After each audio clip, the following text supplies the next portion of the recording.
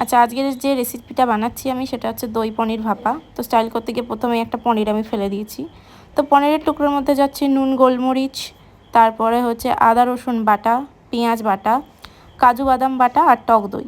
তো এই সব কটা উপকরণ দেওয়ার পরে আমাদেরকে ভালো করে এটা মেখে নিতে হবে। তো এটা কিন্তু আমি একটা টিফিন বাটির মধ্যেই করছি।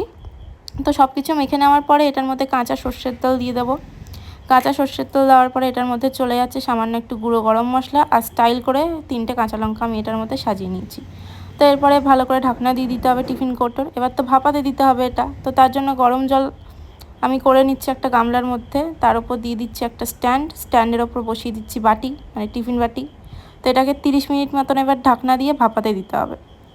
30 মিনিট পর দেখো কি সুন্দর একদম গরম গরম দই পনির ভাপা কিন্তু রেডি।